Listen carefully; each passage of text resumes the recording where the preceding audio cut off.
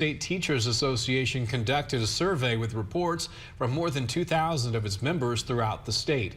MSTA officials report 70% of educators who participated in the survey have seriously considered leaving the profession. The top reasons include stress and student behavior.